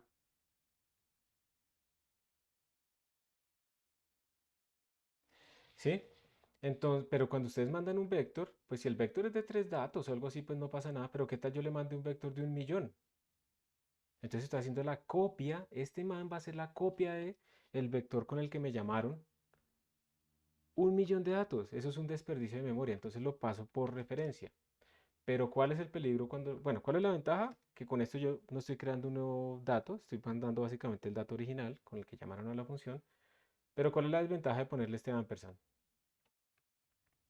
Que podemos modificar los valores sin querer. Exacto. Entonces claramente esta función no lo hace, pero quitemos los permisos si no queremos que la cosa cambie. Esta sería la forma correcta de escribir esa función. ¿Sí? Aquí no importa, ustedes dirían, ah, también estoy copiando el valor de p en una nueva variable. Sí, pero es un entero, eso no pasa nada. Aquí es porque estamos pensando en que esto no va a ser aplicado solamente a 5 datos, sino a 50.000. ¿Sí? Entonces tenemos que tratar de optimizar ese uso de memoria, ¿listo? Por esas razones que le pongo el ampersand y le pongo el const, porque no la quiero cambiar. Y eso es todo, con esto ya terminamos. Entonces ahora vamos a ver si esto funciona. También necesitaremos incluir CMAT.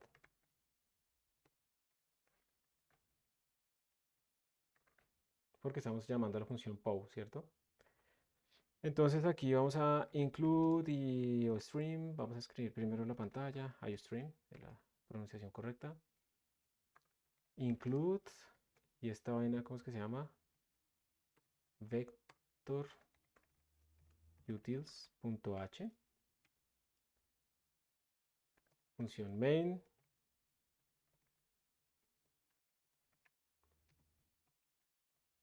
Listo.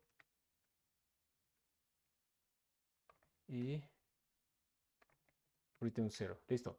Entonces, ¿qué más necesitaremos acá? Necesitaríamos como, vamos a crear unos datos por ahora de mentiras. std vector de double. Y si quieren, llenémoslos a mano por ahora. Lo vamos a llamar X. Le voy a llenar con 0.98. No, mentiras. Pongámosle valores que nosotros podamos predecir cuánto nos debería dar la función. 1.0, 1.0, 1.0 y 1.0, ¿cierto? ¿Cuánto debería darnos la norma P, independiente del P? 1. ¿Están de No, acuerdo? no, 2. No sé. ¿Cuánto debería darnos?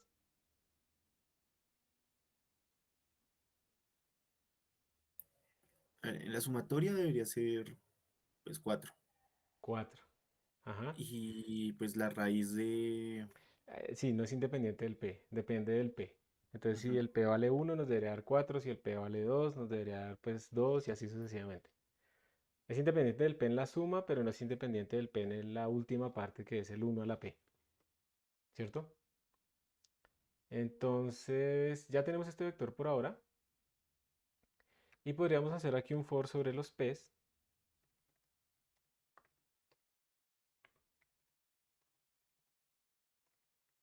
Vamos a hacerlo hasta 4, digamos. Como para probarlo para varios P's. Entonces, lo que vamos a hacer es imprimir cuánto vale para este vector X para este P. ¿Cuánto vale esa norma?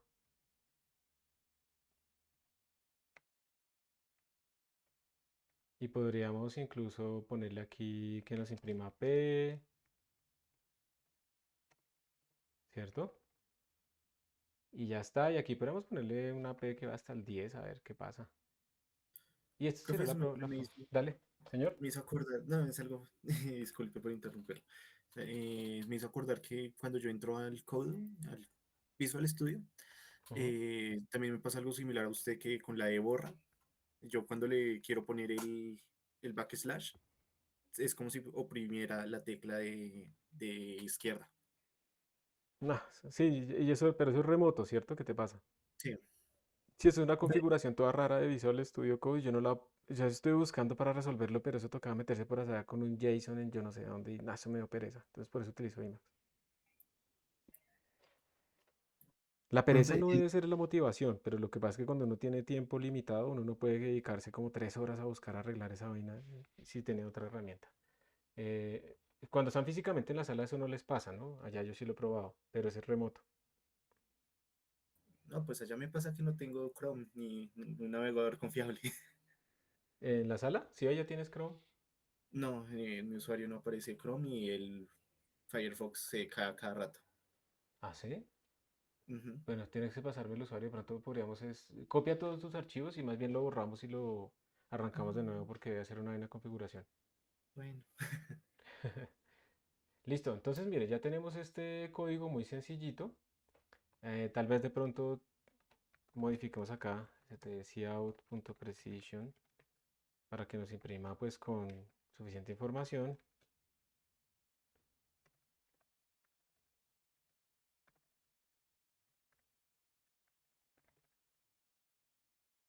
Es 100... Todo mal escrito, ¿no? Scientific, listo, scientific.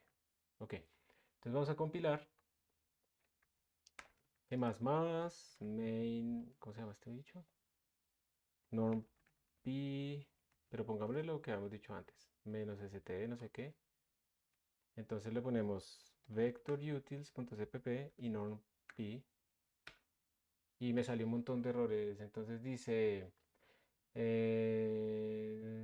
play st vector double st vector in namespace st es donde template type is defining vector. ¿Cómo así? Aquí estoy incluyendo vector. Ah, es que aquí en este man me faltó incluir el encabezado.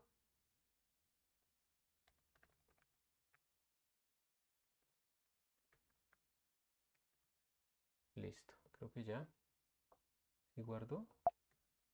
Ya guardo. Ahora,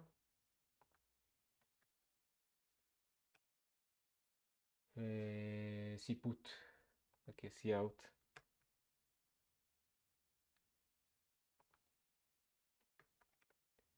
Listo. Y ahora lo vamos a correr. Y ahí está.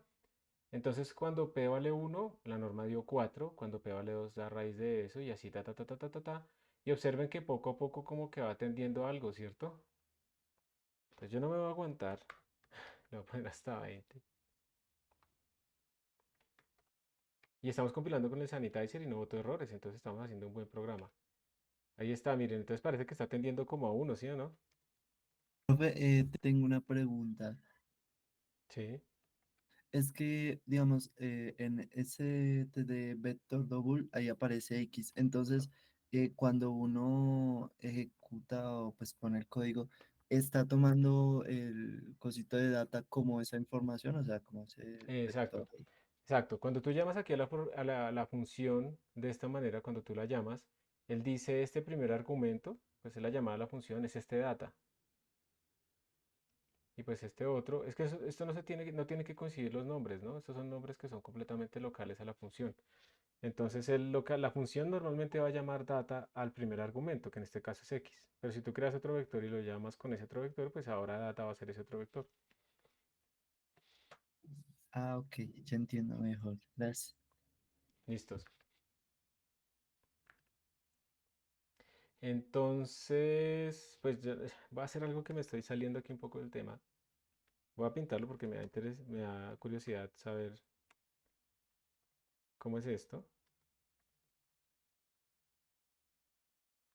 Entonces ahí está, miren. Y si lo pongo con logaritmo en ambos ejes, miren qué curioso. Aquí esto no es una línea recta, entonces le voy a quitar un setlog xy y le voy a poner setlog en x solamente. Y tampoco. Bueno, no crece tan como pensar ni en línea recta, ni tampoco en exponencial, ni nada de eso.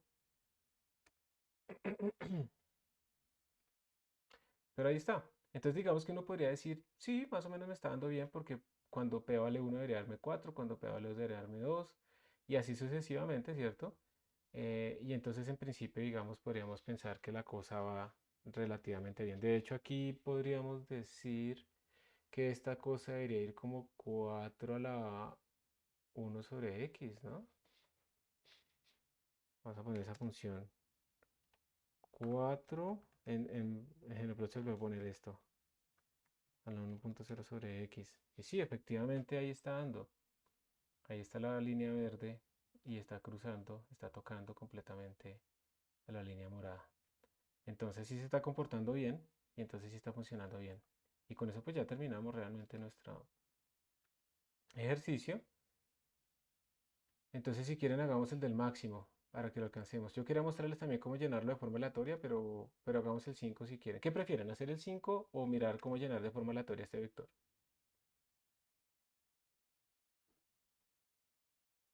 Me parece que es mejor de forma aleatoria aprender. Aprender, listo. Entonces, para hacer eso de llenar un vector de forma aleatoria, lo que vamos a hacer es incluir acá el encabezado random. ¿Listo? Y lo que vamos a hacer es cambiar un poquito esta inicialización. Entonces eso es como init data. Y aquí es como process data. Entonces lo que vamos a hacer es, vamos a declarar nuestro vector, listo, pero no le vamos a decir qué tamaño tiene. Ahora lo que vamos a hacer es un vector que tenga muchos números. Entonces si les parece, definamos aquí int n igual a 4 para que sea igual que el de antes, de 4 elementos nomás. Y aquí pues este más le vamos a decir, usted va a ser de tamaño n. Listo. Y ahora viene la cuestión de la parte aleatoria. A ver, esto es un tema gigante, obviamente, esto es apenas lo que les voy a mostrar, es una introducción, pero para generar números aleatorios en C++ ustedes necesitan dos cosas, algo que genere bits aleatorios y algo que genere esos bits de acuerdo a una distribución. Yo no me acuerdo en este momento bien la sintaxis, entonces voy a venir acá, voy a preguntar en cpp reference random, o le pregunto a BART, o le pregunto a Finn, o le pregunto a ChatGPT. Vamos a utilizar el Mersenne Twister, que es bastante bueno. Entonces digamos que voy a jugar con con el Uniform Real Distribution. Este nos genera números aleatorios uniformemente distribuidos entre A y B. Entonces voy a ir a ver un ejemplo y aquí está. Listo, esto era lo que necesitaba porque esto era lo que no me acordaba. Entonces lo primero que vamos a hacer, esto sí es necesario, no, esto no es necesario. Necesito solamente esto. Entonces voy a declarar, ¿cómo se hace? Así. Voy a declarar un generador Mersenne Twister. Este es el que me genera los bits aleatorios, pero no le voy a poner esta vaina que estaba ahí, sino que le voy a poner el número 0. Ese número 0 se llama la semilla del generador aleatorio. Todos los generadores aleatorios, de todas maneras, en el computador, están generándoles a ustedes es una secuencia de números aleatorios. Y si su semilla es 0, puede ser que ustedes arranquen acá. Si su semilla es 20, arrancan acá. Si su semilla es 10, puede ser que arranquen acá. Es básicamente la misma secuencia, solamente que la están empezando a arrancar de diferentes puntos. Si no le ponen semilla o si le colocan una vaina aleatoria como la que estaba ahí, pues arrancan en sitios diferentes cada vez que corran el programa. Y eso no es tan bueno porque nosotros pues no queremos que cada vez que corramos este programa saltemos a diferentes puntos y entonces la secuencia sea diferente y no podamos como reproducir errores. Entonces es útil siempre manejar la misma semilla. Le podemos poner esta semilla u otra, pero un número constante. Eso es como lo primero. Una vez tengo mi generador de bits, yo ya utilizo una distribución para esos bits. Entonces esto es así. Esta será la distribución, en este caso uniforme de números reales. Digamos que yo le puedo poner aquí que sean doubles. Y en este caso particular son números que tienen la misma probabilidad en este intervalo de 1 a 2. Uniformemente distribuidos entre 1 y 2. Hay muchas más distribuciones, están de Bernoulli, están de Poisson, están normales, bueno, hay muchas más distribuciones, pero ahora nos quedamos como con esta, ¿sí? Y entonces ahora yo lo que tendría sería que generar mis números aleatorios en mi vector. Entonces voy a hacer un for automático. ¿Y por qué creen que le puse este ampersand?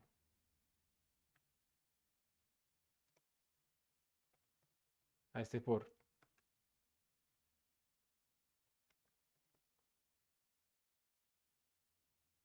Para que nos cambie los valores que teníamos en la inicialización del vector. Exacto. Si yo no le pongo esto, él me está creando copias y yo no estoy cambiando mi vector. Entonces yo lo quiero cambiar específicamente, por eso lo pongo aquí a la izquierda del igual. Entonces aquí lo que hago yo es llamar a esta distribución en este generador. Cada vez que ustedes llaman esta función, eso le genera un nuevo número aleatorio. Entonces aquí estoy generando nuevos números aleatorios. Y si quieren, podríamos aquí después imprimirlo para que ustedes vean que efectivamente este vector quedó aleatorio. Entonces voy a imprimirlo también con un for de estos. Así rapidito. Este sí no necesito que sea por referencia, entonces por mínimo privilegio lo hago así. Y entonces voy a imprimir simplemente el valor y le voy a poner aquí un espacio.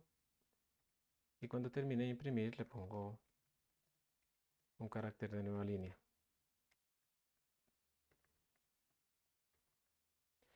Este sería entonces mi código, pero ya con números aleatorios. Vamos a compilar. Vamos a salir de GNUplot. Vamos a compilar. Tin. Vamos a correr. Y ahí están, miren. Tengo unos números uniformemente distribuidos entre 1 y 2. Son muy poquitos, ¿no? Y ahí está saliendo, pues ahora son números diferentes. Está saliendo ahora pues nuestra nueva norma. ¿Qué es lo interesante de esto? Voy a quitarle esta impresión. Y ustedes ahora lo que pueden hacer es, por ejemplo, cambiar este n a que sean 4000 números aleatorios. Y con esto el vector ahora mide 4000. Esto corre, esto no tiene los límites por ningún lado, automáticamente los detecta. Y le calculamos la norma P.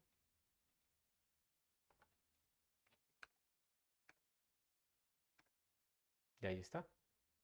Ahora estamos procesando 4000 o 40000 o todos los que quieran.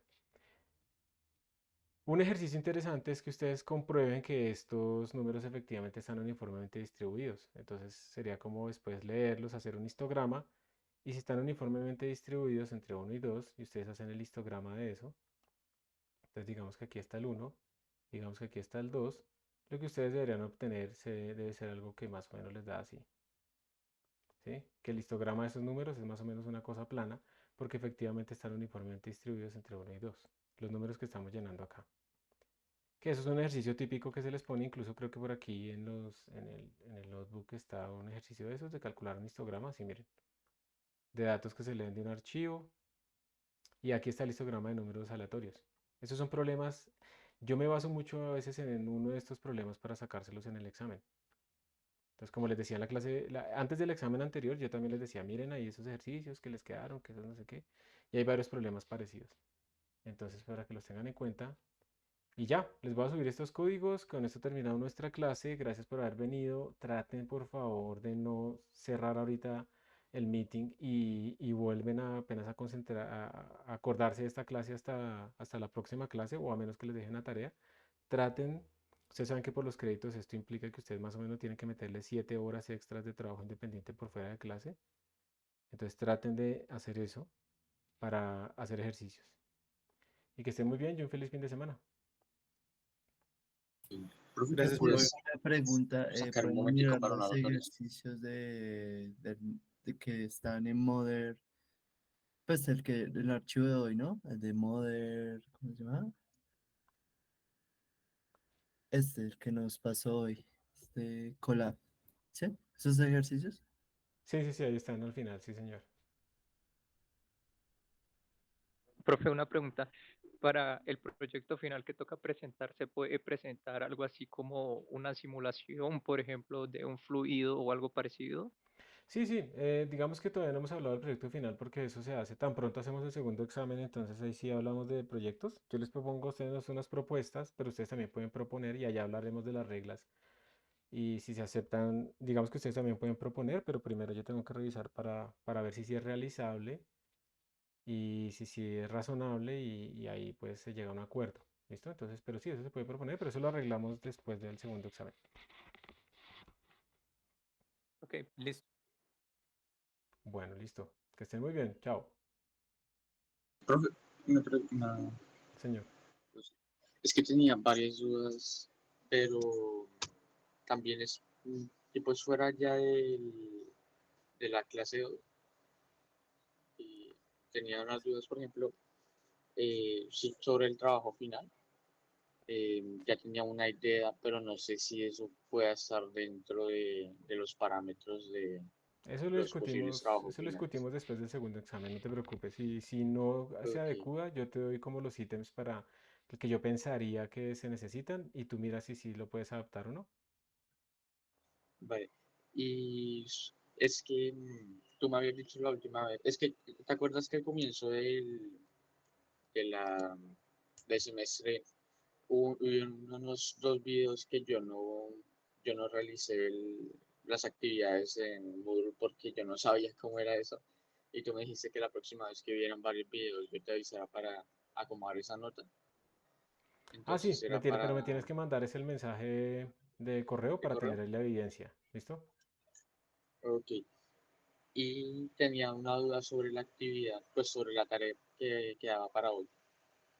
No sé si te pueda compartir pantalla y explicar cómo fue pues, lo que yo estaba dudando.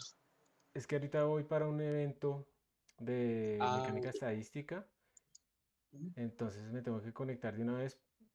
Pero si quieres, si nos demoramos menos de 3 minutos, podemos mirarlo de una vez. Sí, es rapidito, yo creo. Listo, A ver, dale. espérame. ¿Quieres que quede grabado o paro ya la grabación? Como te parezca mejor, No, pues a mí me da la igual, verdad. es por ti, por lo que vas a compartir datos tuyos. Pues sí, puedes quitar la grabación, por favor. Listo.